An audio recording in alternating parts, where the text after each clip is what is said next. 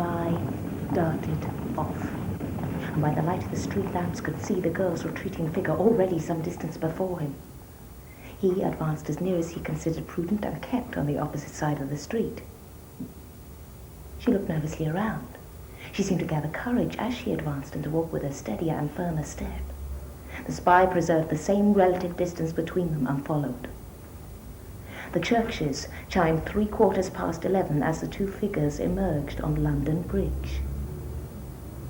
The young woman advanced with a swift and rapid step and looked about as though in quest of some expected object. The young man, who slunk along in the deepest shadow he could find and at some distance, accommodated his pace to hers, stopping when she stopped, and as she moved again, creeping stealthily on, but never allowing himself in the ardor of his pursuit to gain upon her. Thus, they crossed the bridge from Middlesex to the Surrey shore, and the woman, disappointed in her anxious scrutiny of the foot passengers, turned back. The movement was sudden, but the spy was not thrown off his guard by it, for shrinking into one of the recesses that surmount the piers of the bridge, and leaning over the parapet the better to conceal his figure, he suffered her to pass. When she was about the same distance in advance as she had been before, he slipped quietly down and followed her again. At nearly the center of the bridge, she stopped. He stopped. It was a very dark night. The day had been unfavorable, and at that hour and place there were few people stirring.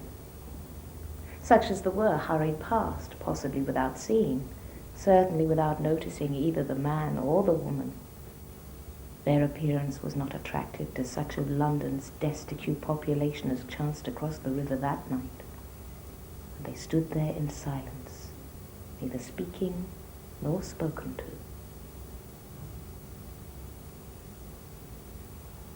The girl had taken a few steps to and fro, closely watched by a hidden observer, when the heavy bell of St. Paul's told the death of another day.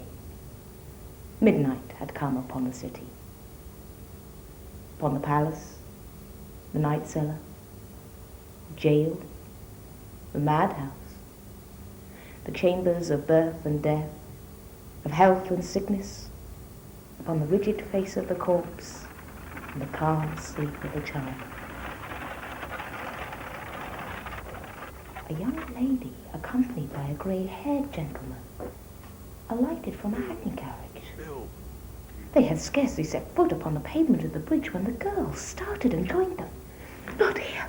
I'm afraid to speak to you here. Come out the public road, down those steps yonder." The steps to which she pointed were on the Surrey bank and on the same side of the bridge as St. Saviour's Church. They form a landing stairs from the river. To this spot the spy hastened unobserved, and after a moment's survey of the place, he began to descend. These stairs are part of the bridge. They consist of 3 flights. Just below the end of the second going down, the stone wall on the left terminates in an ornamental column. At this point the lower steps widen, so that a person turning that angle of the wall is necessarily unseen by any others who chance to be above, if only a step. The spy looked hastily around when he reached this point, and as there seemed no better place of concealment, and as the tide being out, there was plenty of room, he slipped aside with his back to the column and there waited, pretty certain that they would come no lower down.